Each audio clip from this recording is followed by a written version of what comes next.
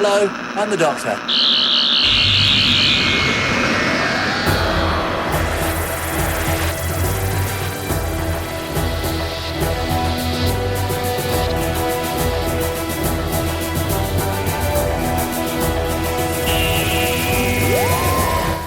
Hey Who fans, and welcome to the Big Blue Box podcast. This is episode 15. Thank you very much for joining me. It's going to be a special one today. We've got some exciting news which you might have seen on Twitter and Facebook. So let's get straight into it.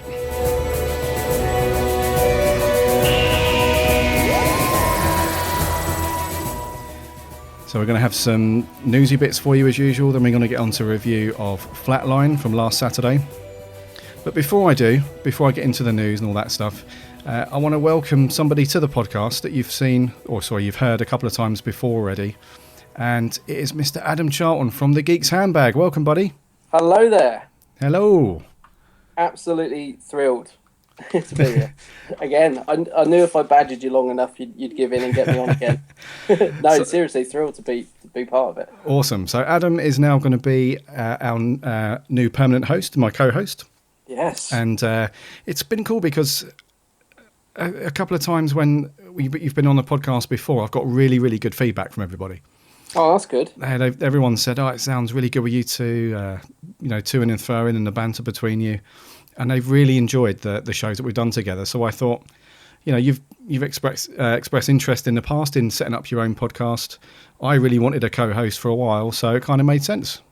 I must admit, I've always wanted to be part of a podcast, and you're right. I did think a while back about starting one, but it never got off the ground. But I listen to a lot of podcasts, especially a lot of Doctor Who ones, and you know how you sort of nod along when you're listening, and I always listen to your podcast, not just the ones I'm on. I listen to yours every time you put one out, and I always sort of find myself, sort of agreeing with you or not agreeing with you, and sort of wanting to sort of join in. So now I'll be able to. So yeah, it's fantastic. So it's all good.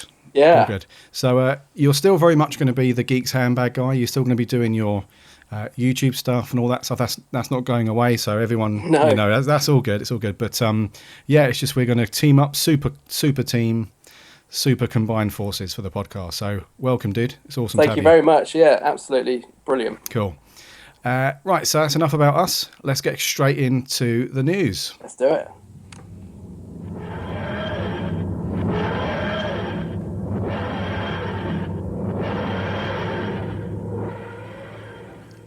First up, Cardiff is back in action. The Doctor Who experience is back. And you've been there. You've been to it before they closed it, didn't you? Yeah. I went to the experience when it was still Matt Smith as the Doctor. Yeah. So this must have been about 7 months ago, 6-7 months ago, something like that.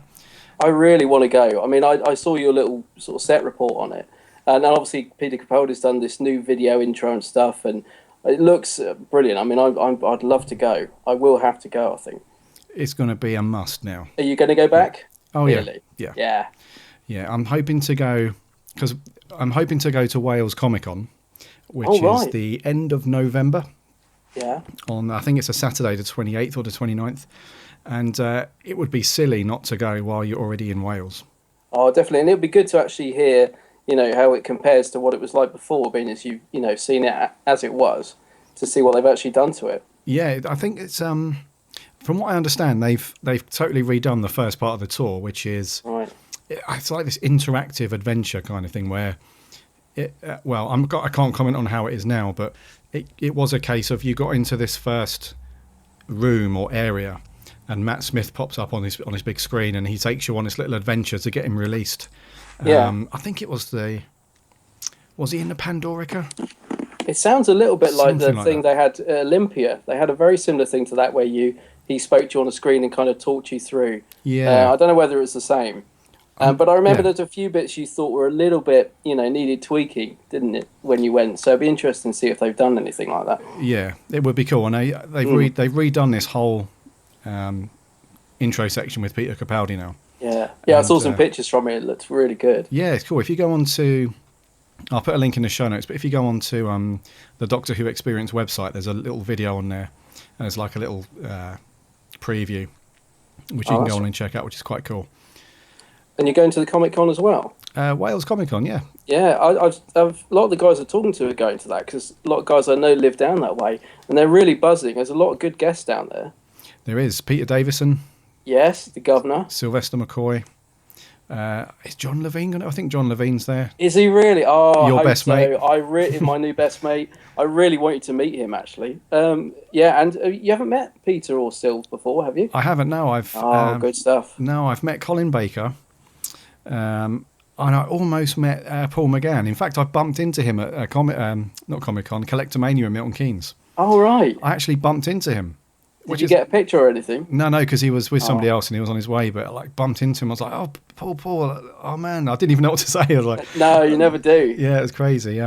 Yeah. So I really want to meet Peter Davison as well.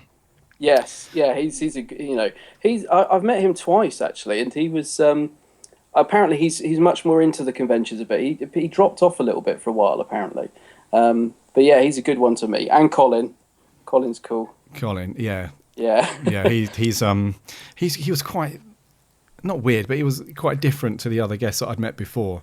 Oh yeah, I forgot you'd already met him, yeah. Yeah, so it was kind of weird because a couple of the people who were in front of me in the queue, he was totally fine with them, like having a bit of a laugh and stuff. And then the person directly in front of me, was really grumpy with them. I was like, really? what has this person done? You know, they didn't say anything like untoward. It wasn't, they didn't, because sometimes guests at these conventions, they can get a bit twitchy if you fire them a question that they're not quite comfortable with.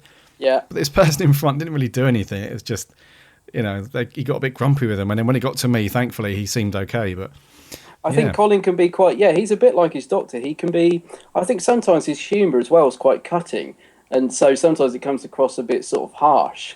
Because, the first time I met him, he was really jolly and everything. Second time I met him, I said, I've met you before. And he made sort of quite a sharp comeback. He's like, of course I remember you. He's quite sarcastic. And I took it the wrong way. I thought, it's a bit rude. And I think sometimes Colin's just a bit brash, but I don't think he necessarily means to be rude. I think it's just, you sort of have to know how to take him. And he's a force to be reckoned with, Sure, yeah. Yeah. He's a cool guy, though. Oh, he's definitely, he is. He is a very cool guy. I met him at this thing on Sunday that we're going to talk about, and he, I think I worried him a little bit because he doesn't live that far from me.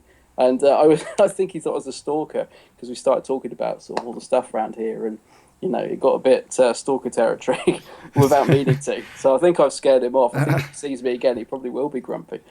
That could be another new Bezzy mate for you. Yeah, another Bezzy mate. Yeah. So Wales Comic Con, that looks very cool. I'm going to hopefully get to that one, and I'll hopefully go to the experience on the same weekend. So that'd be cool. Get lots of pictures. Yeah, and you can book tickets already for it. I don't think it opens until Friday this week. Have you booked your ticket? I haven't booked it yet. Oh, right, okay. No, it reopens on the 24th, which is Friday. Only because I know a couple of people were having trouble with it, but I think that was like literally when it first, and that, they first went on sale, because obviously they announced it all, and then it went on sale about 2 weeks after, didn't it? That's correct. And I think there was a bit of problem with the tickets, but they've probably sorted it now. Okay, yeah. So I will book beforehand because I think it'll be quite busy now. So October 24th, Friday, and you can go online and book your tickets right now for the Doctor Who experience. Next bit of news. I hate news like this. This is always sad, 'cause I did this on the last podcast. It seems to be that every couple of months that go by, there's someone's passed away that's involved in Doctor Who. And so really sad. Linda Bellingham, who was the Inquisitor in the Colin Baker Trial of a Time Lord. She's sadly passed away. I think she was in the public eye quite a lot over the last year or so. Yeah. I think she was quite vocal about her diagnosis with cancer and her treatment and that kind of stuff. And to me, this is even more sad for me because I'm not sure if I heard an interview with her or if I read it somewhere. But she did say that she wanted to stop her treatment. That's right. And she was hoping to at least see out Christmas with the family. Yeah, that's what I read as well. Yeah, so that's quite sad that didn't come around for her. But, she's quite... I thought she was a really brave woman. She was really open about, everything to do with her treatment and stuff like that. So that's really sad. But her character in Trial of a Time Lord, she was really good. Yes. Really firm, stern. She didn't take any messing from the Doctor. She was really, really good. Yeah, she was, and she's done the Big Finish audio as well. They did a follow up to the Trial of a Time Lord. That's right. It was She's actually on that as well, and again, really good on it. She came across as a really, really nice lady, and she did quite a lot of TV work. And like you said, she really put herself out there since she got the cancer to sort of turn it into sort of as much as a positive thing as she could to sort of spread the word. I always think of her as being in All Creatures Great and Small as well, because I sort of grew up watching that. Of course, yeah. And I'm a big Blake Seven fan, and she was in an episode of that as well. So yeah, it's really, really, really sad that like you said, that she couldn't make it to Christmas as well, especially as that's why she decided to give up the chemo apparently. But yeah. But yeah. Anyway, good memories though from that She's story. left a lot of good stuff, good legacy behind her. Exactly, very good. Moving on to something a bit more current with BBC. They're releasing a new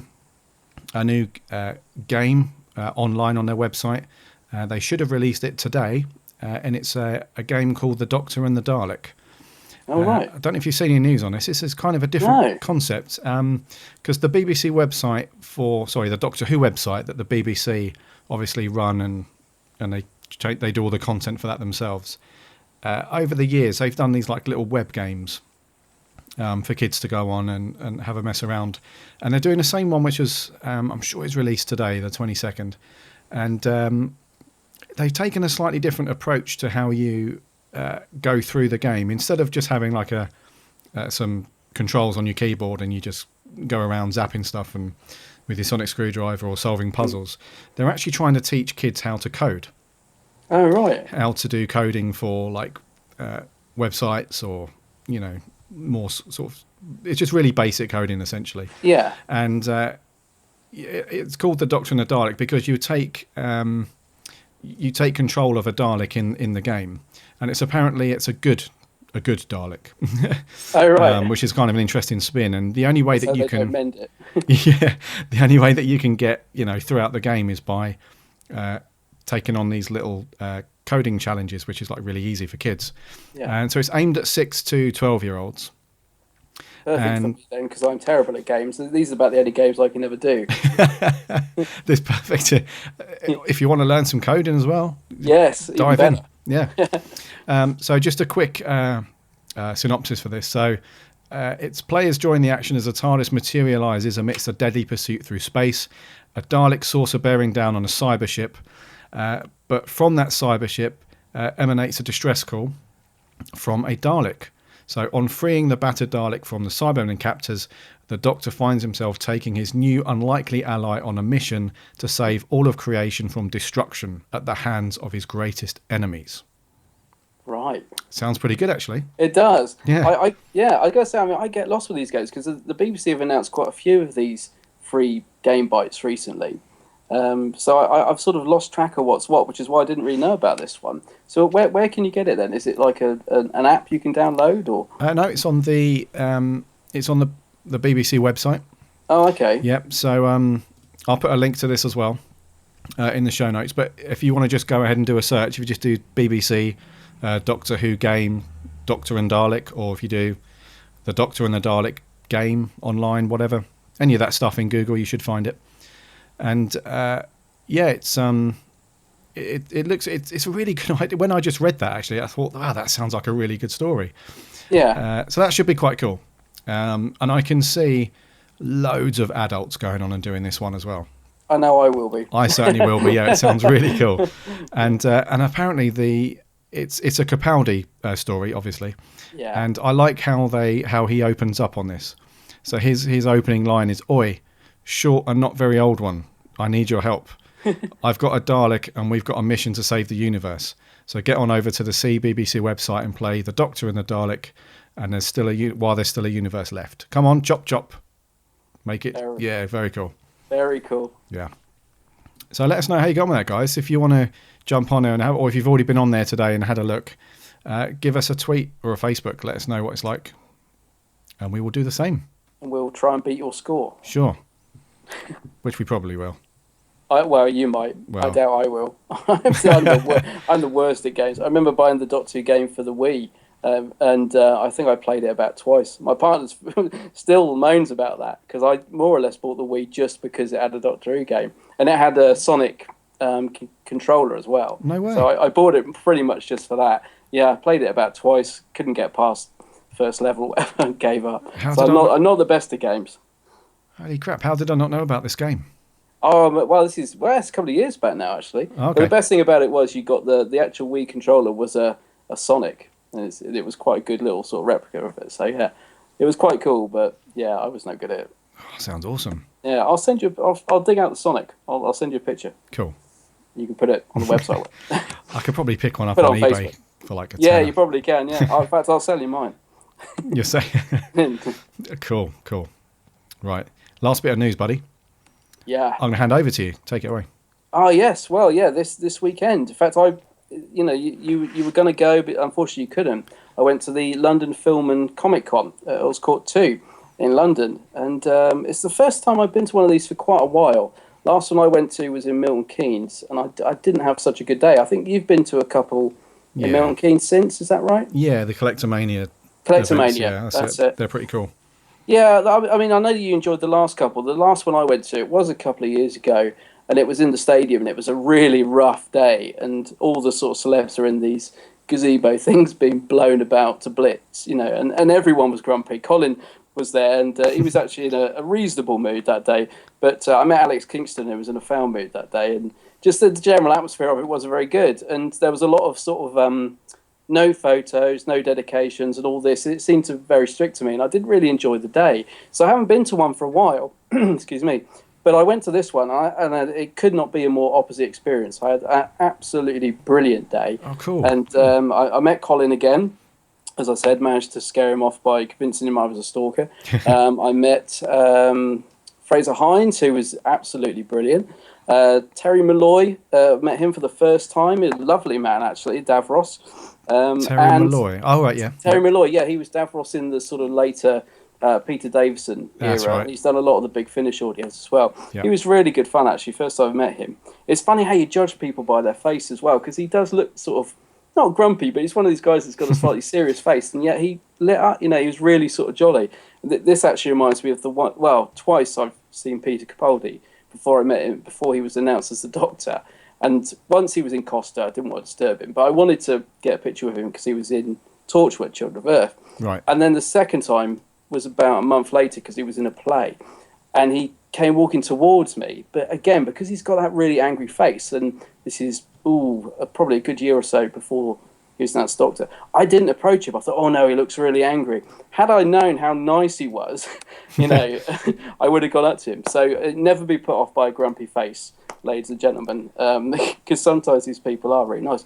But anyway, yeah, the highlight of the day was meeting Sergeant Benton himself, John Levine, who I've never met before. I've heard a lot about this guy, and he certainly lived up to his reputation. Well, hello to the Big Blue Box podcast. This is a live recording from one of the most wonderful actors in Doctor Who. My name is Richard Franklin. No, I'm John Levine. I played Sergeant Benton, and I want to tell you all that this young man, Adam, is going to be a great benefit to your podcast, because if this is the first one he's got, imagine where he's going to go from there. And one thing you need to remember above all, ladies and gentlemen, is that nothing succeeds like a budgerigar with no teeth. Goodbye, and thank you very much indeed. Absolute legend. How awesome is that? He was just brilliant. He was so generous with his time. And I've never known anybody at these signings to be. He was up out of his seat every 2 minutes, like everyone in the queue. He was up having photos and telling stories. He liked to tell jokes, and some of them a bit blue, it has to be said, and because his language could really switch, But yeah, he was just an incredible guy to me, and I would have liked to spend like the whole afternoon with him because he was fascinating. He loves to tell tales. I mean, he will talk to you for ages. And there was a woman behind me in the queue was getting a bit cross. When I asked him to record that, he was delighted. I was a bit nervous to ask him, but because he sort of had already sort of come out and had photos, and I thought, well, what's the worst that can happen? And he was delighted. He's like, yes, what do you want? His eyes lit up. Yeah, what would you like me to say? I love doing this. And the woman behind me in the queue was getting a bit cross because she, wanted to get a thing signed, and he more or less told her to, go away. He said, I'm doing this, and amazing guy. I loved him. I've heard a lot of things about him. I know he's sort of got a bit of a reputation for being outspoken, quite eccentric, I suppose. But he is larger than life, and whether it's an act or what, I don't know. And I don't really care because, he made my day, that day. It was just brilliant and really, really kind of him to do that. Yeah, he sounds like a really fun, just eccentric kind of guy. And yeah, he just seems to love interacting with people, and he clearly loves the fact that, what he gets from it. I mean, I was saying to you about that documentary, Living with Levine, and ever since I've watched that, I've really, really wanted to meet him. And this is the first time I've met him. And he clearly just enjoys interacting with people. I mean, there's a bit on that documentary where he's just walking around where he lives in Salisbury, and he goes up to these poor 4 old ladies and sort of, forces himself to sort of talk to them. They sort of don't know who he is or anything, and it's a little bit awkward. And he's sort of saying, "Do you remember me as Benton?" And they're saying, "Oh no, but we like the new Doctor Who though," and all this sort of thing. It's really sort of cringy, and you sort of almost feel a bit sorry for him. But a fantastic guy, absolutely brilliant. I really, really enjoyed meeting him. It's an experience I'll never forget. As I say, I know people say he's over the top, but for me, he made the day. He made a real effort with everybody that I saw him talking to. Yeah, he does sound really cool. And yeah, at some point on a future podcast or another episode, I'm not sure if we ever do a gag reel or something like that, I might include because what you were talking about, the girl behind you, I've actually you sent me the full clip with him, referencing that poor girl behind you, and it was really funny, but not so much for her, but as an outsider listening on, his reaction was quite funny, so I might include that at some point. But okay, I guess because I couldn't cut it out, but I wasn't sort of secretly recording him. I'd started because he was about to, and then he obviously saw that she was getting cross, so he then sort of said to her, "Do you want to just go away?" He was getting a bit sort of more or less told her where to go. So, but maybe we'll save that for the Christmas outtakes. Yeah, Christmas. Yeah, we'll do a gag reel or something. A gag reel, yeah, cool. But brilliant guy, and just finally, Nicola Bryant was the other person I met who was really nice. Again, I've met her once before, many, many, many years ago at a convention at Panopticon in London, and she hobbled in on a stick. I remember she'd really sort of been through the wars, and she wasn't particularly friendly, but I think that was because she was off, obviously not very well, but she was so charming when I met her on Sunday. I mean, I had a really nice chat with her, and we were talking about the Big Finish stuff and everything. Yeah, lovely lady, really, really nice. Nicola Bryant, she was good in Caves. Oh, brilliant, yes. Yeah. Actually, I think, to be fair, I think that's my favourite story with her, because she does get a little bit whiny towards the sort of end of the Colin Baker era, but I think that's more down to the script. Yeah. But, it was good. But so all in all, a really sort of enjoyable experience that this sounds Sunday. awesome. And I really want to go again now. I tell you, I come out of there buzzing. It's really buzzing to sort of to do it all again. It's brilliant. That sounds awesome. There is going to be another Collectomania in Milton Keynes next month. Yeah. So maybe we should organise a meet-up there. I did have a look at it, actually, but there wasn't many... Because normally there's a lot more guests announced, because it's not that far away, is it? And there wasn't that many guests on it. I don't know, I need to have another look, but there wasn't anyone sort of that jumped out at me. But yeah, I mean, I would definitely be up for a meet-up, definitely. MK, Collectomania. But I want William Russell. He was there last time, and I really want to meet William Russell. And I've yet to meet him, but he was at the last MK. Okay, cool. Yeah. Yeah, so that was London Film and Comic Con. That's it. Cool. So we're going to move on to our review. This was a good one.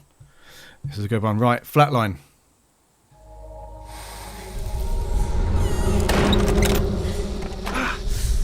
Handle. Doctor, the handle. They flattened the handle. Fascinating. Clara, they're in the walls! Keep away from them. If they touch you, you're finished.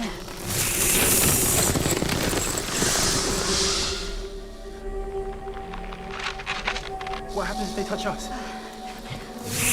I really don't want to find out. So this one was creepy.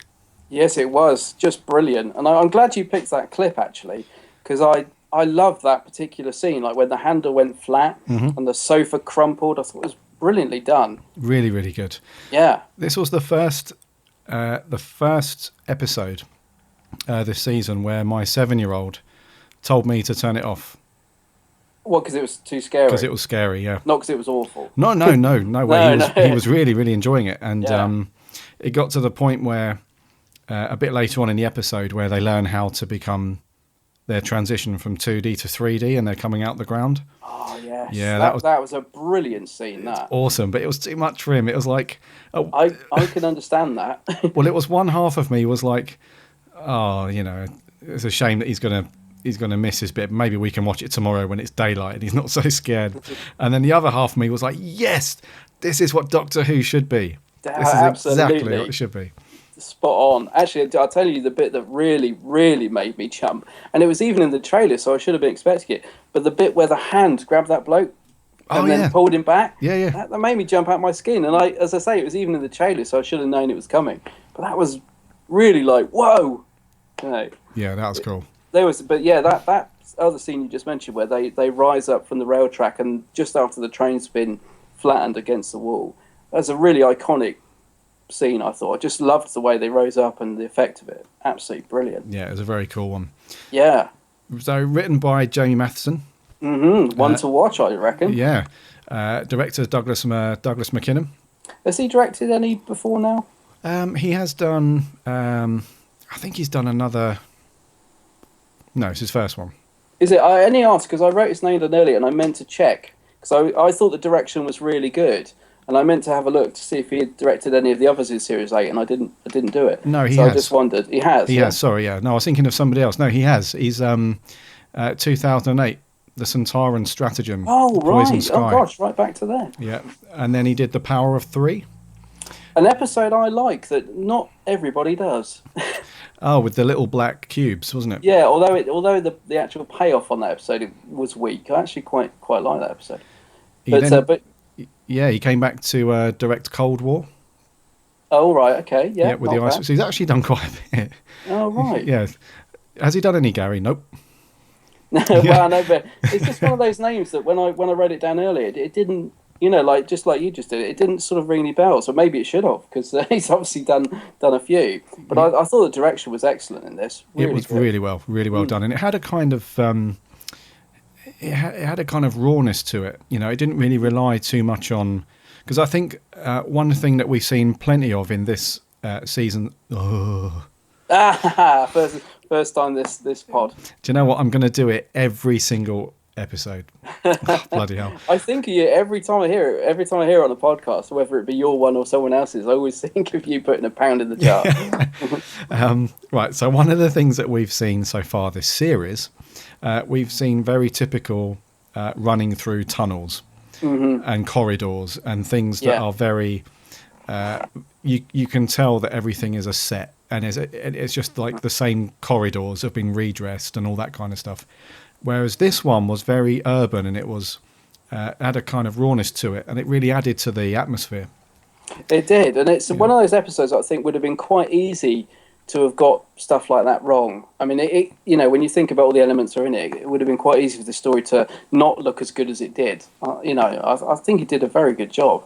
Yeah, for sure. And I liked it just felt like it wasn't so claustrophobic and contained like some of the other ones have been. Yeah, exactly, yeah. And it was really cool. So, right, let's drill down on a story first before we talk about the Doctor and Clara and so on. Okay. As a story, what did you think overall? I actually thought it was a really good story. I really liked the concept behind it.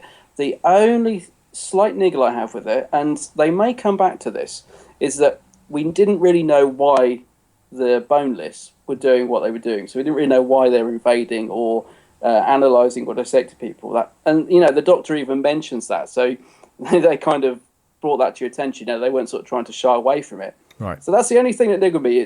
But apart from that, I thought it was a really strong episode with a really good concept. Cool. I echo those thoughts mainly. I thought it was a really good, and it was different for me. It was something that we haven't seen. Well, to my knowledge, we haven't seen at all in Doctor Who.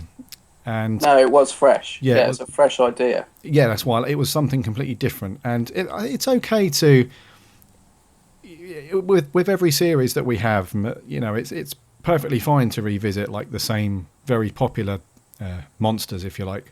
Yeah. You know, it's really cool to have like Daleks in there and Cybermen, all the rest of it. But you know, when you have this, it's almost like a feature of the week, like creature feature kind of. Creature feature. Do you know what I mean? It's got that vibe about it where we're probably Yeah. not going to see these again. It's very doubtful we're going to see this particular.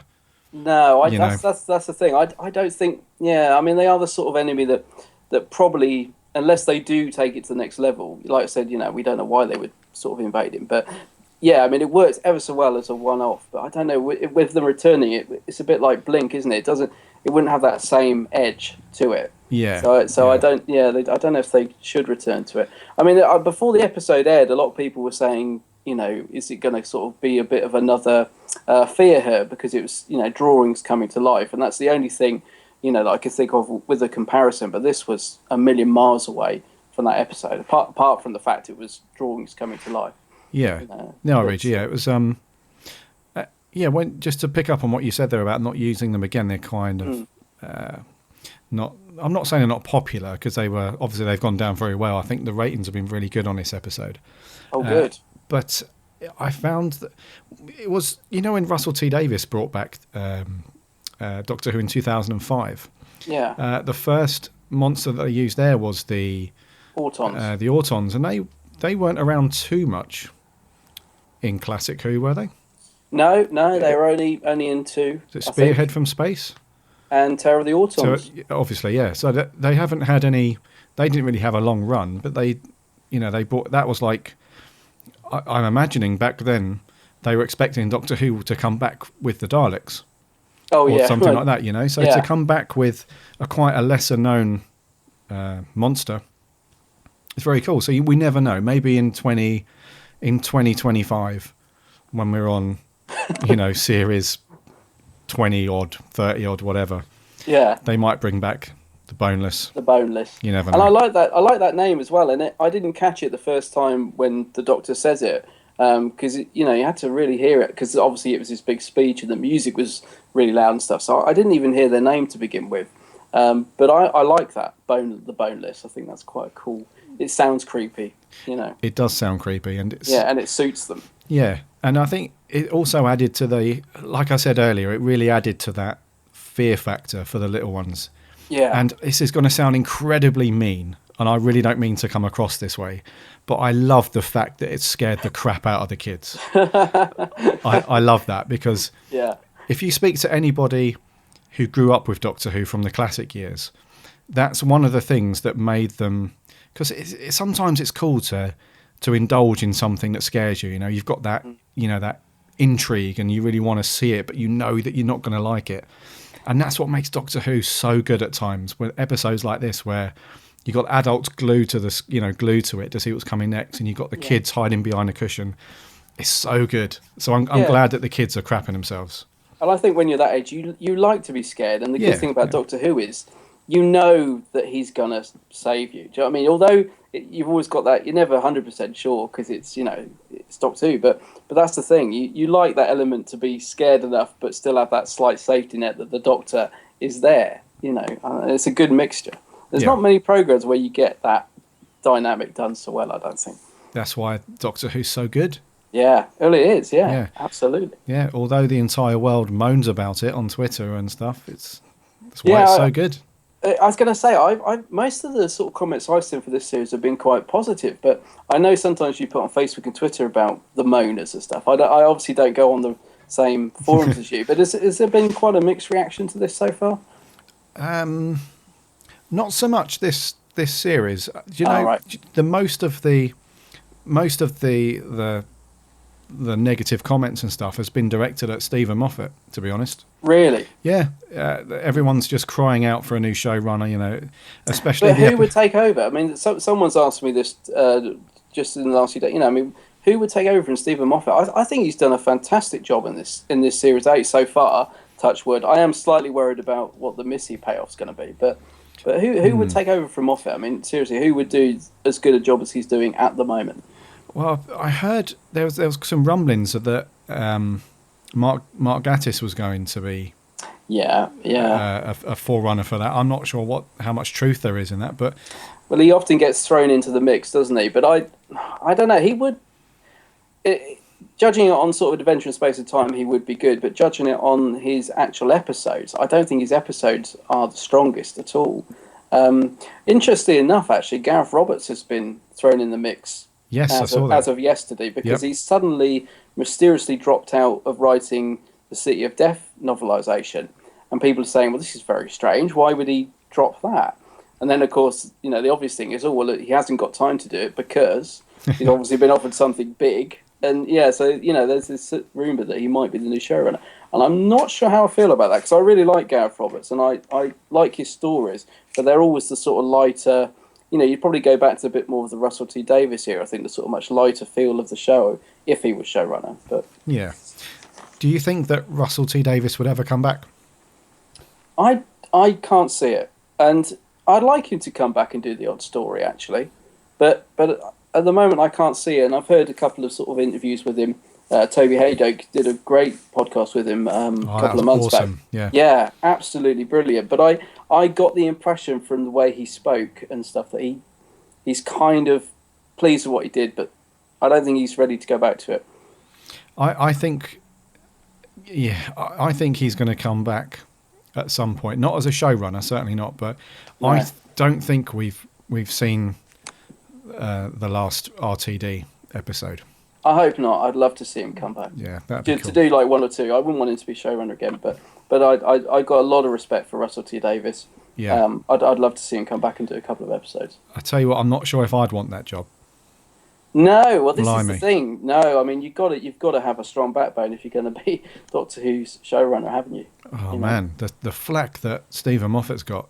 He must have sleepless nights. I mean, although I don't know, he came off Twitter. I mean, maybe I don't know how you can separate yourself from it, because he does the thing in Doctor Who magazine where he answers questions each week, and it must be really quite draining. I wouldn't want the job. No, I couldn't deal with the stress levels. Yeah, it'd be nice to be a writer on the show, and do like an episode or two, and then just hand it back. But like, yeah, that was crazy. There you go. Well, I'm interested in Jamie Matheson, the writer of Flatline and Mummy on the Express. On the Doctor Who Extra was saying he actually pitched 4 ideas to Stephen Moffat, and obviously they chose 2 of them. Right. So I'm really looking on the strength of his 2 episodes, which I think have both been excellent. Mm-hmm. I'm really looking forward to. Well, I'm really hoping he's going to come back and do some more, and I'm intrigued to see what his other 2 pitches were. I second that. The Mummy on the Express was really, really good. Oh, I loved it. Actually, I was going to ask you, did the Mummy, because you're saying about your kid, it's the first time he's really been scared, but did the Mummy not scare him? Because I thought that was terrifying. Yeah, that was quite. I mean, but he was not fazed by it. Kids are so. He was a little bit. He was. He was a little bit fazed by that. But we've done. The thing is, he's done the whole Egyptian thing at school, and he's not. Yeah, I mean, it was quite. Again, that was quite creepy. But maybe it's something. Maybe mummies are very mainstream. Yeah. In terms of, Yeah, you've seen it. Yeah. Yeah, but these boneless dudes, they were very creepy. Oh, I'll tell you what was a credit to Jamie Matheson actually, in terms of the writing, was that obviously we knew this was going to be a fairly Doctor Light episode because of, they have to do one because of the filming schedule, is what we're told. So we expected the Doctor not to be in it that much, but actually his presence was there a lot. Obviously, I'm assuming Peter filmed all his scenes in the TARDIS or whatever, in a limited time. But the actual writing with the Clara sort of taking the lead could really have, could have been not as anywhere near as good as it was, because not only did she sort of become the main character in that story, they actually made a point. Like the Doctor saw himself in Clara, and she started to pick up his bad habits. So they didn't just sort of, it wasn't lazy writing. She didn't just sort of save the day and, be a hero. They actually, the writing that was really clever in the fact that they did more with it. I don't know if I'm getting that across well, but it was really good how the Doctor sort of saw himself in Clara. That's what I'm trying to say. And he, they made more of it than just having them switch roles for a week and the Doctor being trapped in the TARDIS. There was so much more to the story, and I thought, that was a real credit to Jamie Matheson the way he did that, because it could have been done. They could have done that same story, but it not been half as sort of detailed as it was, sort of thing. No, I agree. They could have very easily just been very lazy. Yeah, it could have just yeah. been, Clara sort of the main lead, Doctor stuck in the TARDIS, thrown in the odd line. But, they did a lot more with it. The fact that he's, picked up that because she's very blasé to a lot of stuff now. The Doctor's starting to realise that, isn't he? That she's not sort of fazed by things that perhaps she should be. And he's starting to see his effect on her. And, they utilise that quite a lot in this episode, having the sort of role reversal. I thought that was clever. I thought that was really good. No, that was one of those things that made me realise that Clara's actually been a real prominent character in this series so far. Yeah. Much more than your average companion would take on and do. Much more. Yeah. A lot of people are saying a bit too much. I think I'm comfortable with it. It's not overstepped the mark for me. But I can understand why some people are saying she's a bit too much to the fore of the show. A lot of people are saying it's the Clara show, not the Doctor Who, and I think that's exaggerated. I think she's definitely sort of much more prominent, but it hasn't really overstepped the mark for me. I don't know about you. I still think the Doctor's the focus. Yeah, I think. Yeah, I think she hasn't gone too far, or she hasn't been written in too far that you would stop and think, oh, she's a bit handy, this series. Yeah. But I think there is a danger that it could be. So they might want to, because there has been a couple of episodes where she has taken her foot off the gas, like the Robot of Sherwood. She wasn't quite as instrumental in making sure that everything went smoothly. She was more of she was like comic relief, really. She didn't, you know what I mean? She wasn't not like this episode where if it wasn't for Clara, then everything would have turned to crap. So there have been episodes where she's been in it quite a bit, but she hasn't had as much responsibility, I guess. Yeah. But I think there could be a danger that she might come across that way if they continue to make her like the saviour, of each episode. Oh, I don't think. Yeah, I mean, I don't think I'd want this to happen very often. I mean, I'm liking Clara a lot in this series. I wasn't her biggest fan, as you know, before, but I think she's been very strong in this series, apart from Robot of Sherwood. But and this is an episode where I think if it hadn't been written well, I think she could have been quite irritating, and I would have lost interest with her being so prominent in the episode. But it was written so well, and she played it so well that the episode really worked. And as I say, the Doctor still featured enough, to keep it interesting. And again, this is a credit to Peter Capaldi. Even when he was only having one or two lines in the TARDIS, he's still just such a presence on screen. He's fast becoming one of my all-time favourite Doctors, even after 9 episodes. I'm just loving him as the Doctor. Let's talk about Capaldi. Yeah. Do you know what? I was probably about to say the same thing as you. Even though his screen time wasn't as much in this one, he's still just awesome. Yeah. Every scene, brilliant. Every scene that he's in is I cannot look away. You know, it's just like previous episodes, like previous Doctors. Sometimes when you're not really engaged in a story, sometimes that's not the be all and end all. There have been previous Doctor Who episodes where the story hasn't been amazing, but the performances have been really good, and that's kind of evened it out a bit for me. Yeah. Whereas Capaldi, that's absolutely the case. Even some of the I think this series has been very strong so far, but even a couple of the not weaker ones, but not as popular ones, I guess. Even those ones, I've still been glued to it because of Capaldi. Yeah, because I mean, Robot of Sherwood is probably, it's an enjoyable enough episode, but it's probably ranking one of my least favourite of the series so far. But even in that episode, he was fantastic in it. The scenes at the start where he's like taking samples and just throwing in little quippy lines, I absolutely loved. He's just a really magnanimous Doctor, and I love the fact that he tinkers around in the TARDIS and makes stuff. Like in this episode, he made that. What was it? The TUDIS? TUDIS? The TUDIS. The TUDIS. Yeah, the TUDIS. Yeah. he made that, and I love the fact this Doctor, and he had those crazy eye goggle things on, and I love the fact this Doctor tinkers and makes things, and he's really interested in discovering stuff, and there's a lot of depth to this Doctor already, and I just can't get enough of him. Actually, I am loving Saturday evenings. I mean, I really look forward to them now. Well, I always did. Whenever Doctor Who's on, I always look forward to watching it before. But I've never, well, not for a long time. I haven't had this buzz that I've got now. Like, I really look forward to seeing Doctor Who at the weekends. It's not even a case of I'll watch it on catch up. I really look forward to watching it.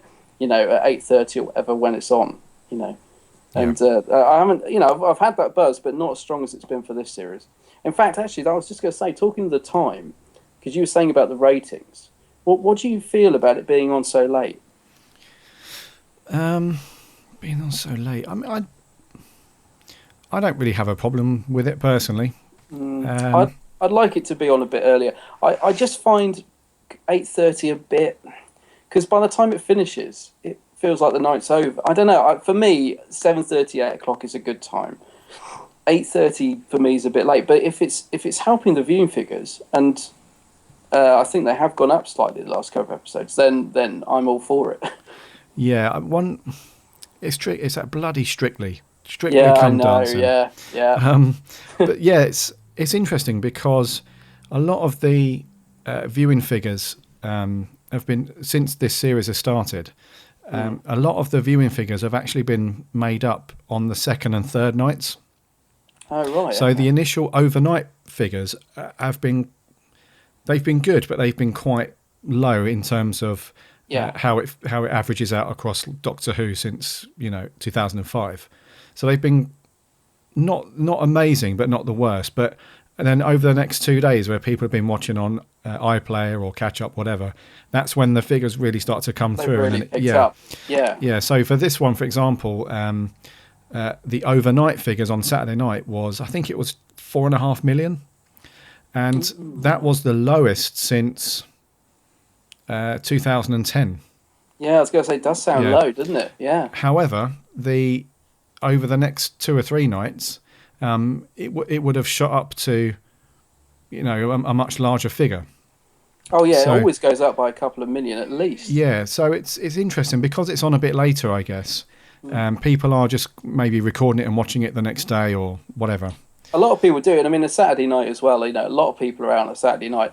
I was sort of thinking more sort of like the younger sort of generation, like young kids. Like you're a dad, you got a kid, and I know that perhaps younger audience. I just wonder how they're fitting in with this series. I mean it's a much darker series, and I love it for that. But also being on later as well. I'm just wondering, hopefully it's not alienating that younger audience. I mean, as a parent, do parents nowadays let their kids stay up a lot later? I'm guessing they do, but yeah, I mean, when I was a kid, I seem to remember I had to be in bed by 9 o'clock. But nowadays, do the kids stay up later? Does it matter that it's on later? Well, if Doctor Who's on, stay up a bit later. Yeah, it's warranted. Justified letting your kids stay up if Doctor Who's on. Almost probably makes it feel a bit more special. Actually, I mean, when I remember as a kid, like when you are allowed to stay up later to watch something, it does feel quite. Ooh, I've been allowed to stay up till 9:30 tonight. It exactly. So maybe it actually enhances it. Yeah, exactly. Yeah, I mean, with my little one, it's always a case of, typical. It's time for bed. Oh man, I don't want to go to bed. So it's very cool that he can stay up a little bit later than usual and watch Doctor Who with me. That's kind of it's very cool. It's so good that your son's a fan of Doctor Who as well, because I don't know how I'd handle it if I had a kid that didn't like Doctor Who. I don't think I'd be able to cope. I honestly don't. No, they have to be. Both my boys have to be into Doctor Who. It's a must. There's no compromise on that. Yeah, there's no compromise. It's like, we're going to sit down and watch Doctor Who. Oh, I'm not really. No, sit down now. It's on. They both like it, do they? Yeah. Yeah. Oh, good. You've brought them up well, clearly. Obviously, yeah. Well, who's not going to like Doctor Who at that age? 10 and 7. It's like prime age to get into it. Definitely. Yeah. It's all good. Did they like the Addams Family hand? Did they get that? When the Doctor crawl with the TARDIS across the train, because I loved that scene. That was cool. No, they didn't get that reference. They didn't get it. No. Oh, okay, yeah. I certainly did. It was really funny, I thought. And how brilliant was the Doctor's little victory dance when he thought he'd cleared the track and then it fell back. Absolutely wonderful little moment and just brilliant. And then, of course, we've got Siege Mode TARDIS. I love that. Which everyone will be buying. Didn't it look like the Pandorica, though, didn't it? A lot. Yeah, I think it's, from the 11th hour and Pandorica opens. Yeah, I think it's, that Siege Mode TARDIS. It does look very much like... It's obviously not the Pandorica. No, but it's just got that... It's got that feel, hasn't it? Yeah. Yeah. But also, I just love the word Siege Mode TARDIS. Even that just sounds really cool to me. It's great. Siege Mode TARDIS. Brilliant. I'm so hoping that the BBC released that as a collectible of some sort. Oh, they are. Have you not seen it? No. Oh, have a look on my Facebook. I put a picture of it yesterday, I think. Yeah. It was almost as soon as the episode ended. It was put on Twitter. So I can't remember the name of the company. And it looks really good as well. I'll send you a link, and then you can put another link yes. up on the Facebook. But yeah, there's a company that have already got the license, and it looks cool. I'm not sure the price. I can't remember, but it wasn't. I don't think it was horrendous. That's going to go in there. It's got to go, isn't it? Christmas is coming. I was going to say that's going on the Christmas list. I'm sure it can fit down the chimney. Yeah, Siege Mode. That was pretty so small. Cool, though. Loved it. Yeah, that's very cool. And the slightly smaller TARDIS near the beginning of the episode where he just about squeezes out. I thought that was quite cute. Yeah, it was. Yeah, and that looked a lot like the sort of toys that you can buy. So I can imagine kids, that have got their own little TARDISes, absolutely love that. I know I would have done if I was a kid and I'd got a TARDIS and saw that. I mean, really cool for that sort of thing. Yeah, awesome. Yeah. Not the first time we've seen a shrunken TARDIS. No, Legopolis, one of my story I love actually. Oh, I haven't seen it yet. Is that what you were going to say, Legopolis? Because it has shrunk a couple of times, but is that the one you were going to say? I was going to say Legopolis, yeah. Because that's the one that springs to mind. I mean, I have to say, I'm showing my age a bit here, but that's one of the first. It's one of the very first memories of Doctor Who I've got is that shrinking TARDIS, because I just remember loving it as a kid, and I don't even know how I can remember that young, because I was literally very, very young, unless I saw a repeat. I don't know, but I really clearly remember seeing that as a young kid, that shrinking TARDIS, and being like fascinated by it, and the fact the Doctor was in it, struggling, because it was getting smaller and stuff. So yeah, brilliant little sort of throwback reference to it. I've got that box set on the shelf. I need to watch it. Well, it's why it's one of my favorite stories, because it's not the best story in the world, and it does have its issues, but it's one that I've always loved, and I think possibly more for nostalgia reasons. Okay. But I love it, and there's a great documentary on there as well showing Tom on the studio floor, and he's not the happiest of people. I don't think Tom was in a particularly great place towards in season 18. I think he was season. Did I say another pound in the jar? Pound in a jar. Should we wait? This jar? Should we spend it on beers when we meet up? Yeah, or has it got to go to a charity? Let's create a virtual jar. Yeah. Somewhere, and that's £2. That's half a pint. Yeah, and we'll charity it. Yeah, but no, there's a brilliant bit with Tom on the studio floor where he's being directed to, what to do, and he's quite snappy, and it's a really good documentary actually. Cool. Really good making. But yeah, great story. I look forward to hearing your thoughts on that one. Yes, when we I think what we'll probably do is once series 8 has finished after the Christmas special this year. Nicely done. Yeah, we'll reintroduce the retrospective reviews, and we'll go back and revisit a load of classic Who. Yes, that would be good. I look forward to that. Cool. Because I have a feeling our opinions may differ, judging by Remembrance of the Daleks, because I tend to like a lot of the classics that people don't. So okay. That'll be interesting. No, Terror of the Zygons. Oh, we brilliant. both love that. Yes, yeah. Well, that's a classic. Classic. One of the best. After I watched Horror of Fang Rock. Oh, that's 2 good. days ago. Yeah, did you enjoy that? Oh, it was very cool. Really good atmospheric. Creature in the dark kind of late reveal as well. Didn't get to see it until the end. It was quite cool. The Routon. Yeah, the Routon, the snot bubble. It doesn't. Actually, I watched Talons of Weng Chiang 2 days ago, or 3 days ago. Yes. You've seen that, haven't you? Oh, I love it. Yeah. Oh, great story. Yeah, I'm going through a bit of a... I was revisiting a lot of Pertwee because I hadn't watched a lot for a while. Yeah. And I've been loving that.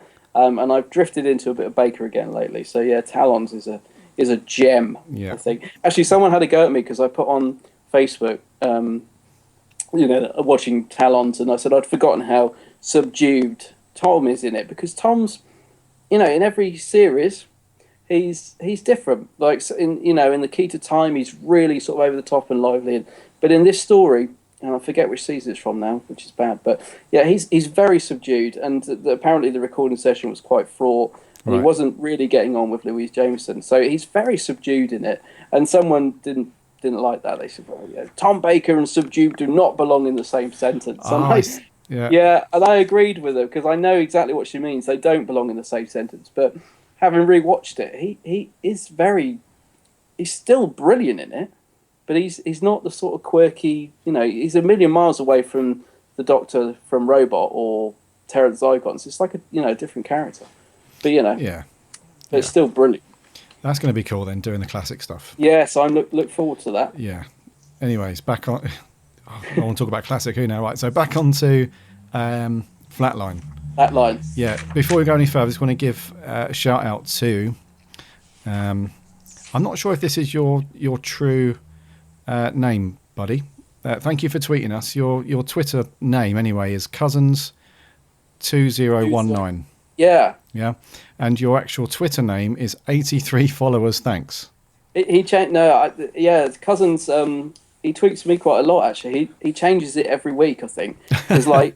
I think he does it by the episode title. I might be wrong, but I think last week he was Flatline, and then the week before he was Moment. So I think he changes it, and obviously he's reached the landmark. So congratulations on that, Cousins.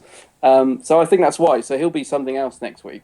Cool. I assume. So yeah, he might catch you out. So that wasn't a deep hole thing, like my name is now 83. Well, could be.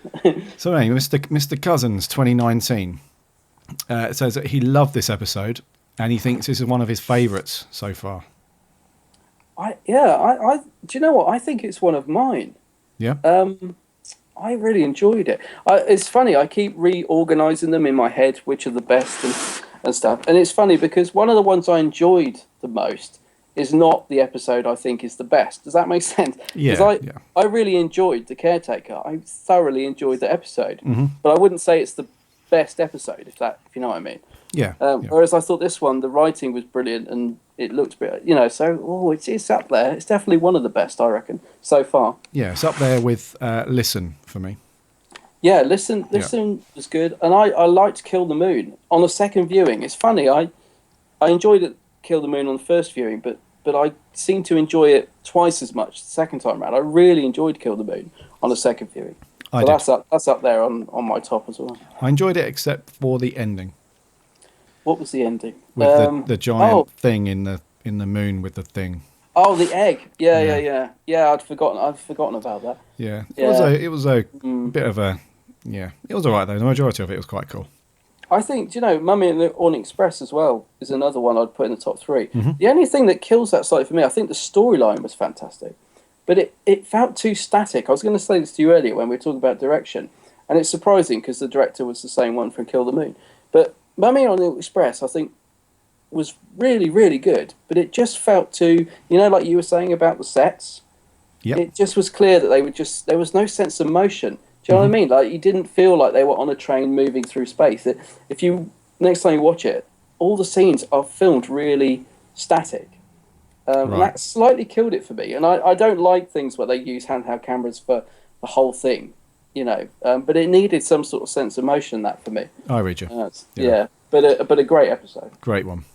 So Flatline, out of 10. Let's go for it. I know what I'm going to give it. I'm going to give this an 8.5. Oh, you've thrown me with the half. Yeah, halves are allowed. Are they? Yeah, okay. Yeah. All right. Well, I've got my little notebook here, and I wrote down, and this is after the second view, and I always like to give 2 viewings before I think. I wrote down 8 out of 10, and that's what I'm going to stick with. I think, and a solid 8. It was a solid 8 out of 10. Yeah. Why did you give it such a high mark? Because of the writing and stuff, and Capaldi, obviously, and. I think I just thought it was a really well written story, and I just really enjoyed it as well. Sort of the enjoyment factor and the way the way it was produced. Very solid episode. It's funny actually. 8 almost feels like, because all the reviews, I haven't gone over an 8 yet. All the episodes I've rated 8 or below so far, and I think this is a really strong series 8.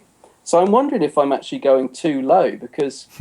Like, I rated Into the Dalek a 7, and yet I really enjoyed it. I thought it was a really good episode. So maybe I need to go up a little. I don't know if I'm being a little bit too stingy with the marks, but all I'll say is a good, solid episode and a very, very strong 8 out of 10 for me. Yeah, for me it was well written. It was a good, rounded story. It was creepy and scary, which is what I liked. And Capaldi and Coleman were just on form as usual for this series. And I really, really liked the Siege Mode TARDIS. Love it. And you'll be buying one as soon as it comes on sale. Yes. To go on the shelf. We'll take it down the pub with us. We'll be probably playing football with it by the end of the night. We'll take it down the pub. Yeah. Siege Mode TARDIS. Yeah, we've forgotten our wallets, but do you accept Siege TARDISes? You've heard about me forgetting my wallet when I go down the pub. Oh, God, I better take extra cash. Yeah, I would, yeah. Right then, man. That is going to wrap for episode 15. Wow.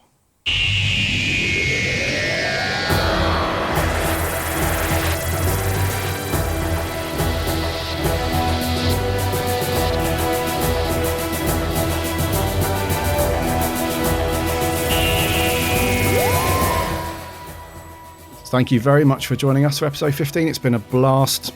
It has been a blast. Loved it. It's been awesome. Welcome to your first proper co-host duty, buddy. I know. I'm thrilled. I'm absolutely... I know I keep saying it, but I'm so pleased to be part of a podcast. I love podcasts. So, yeah. It's Long awesome. may it continue. Yes, awesome. I'm really glad to have you here, man. It's cool. Thanks, mate. We'll do a drunken one down the pub one year. Yeah. A Christmas special. Podcast live from the something or other tavern. Yeah. Siege Mode Tavern. Siege Mode Tavern. Yeah, I'll speak to the barman. I say, don't worry about the mixer and the mics and the laptop. It's all, Just see you dragging all your equipment down. Yeah, it'd be great. Drunken podcast. That sounds cool.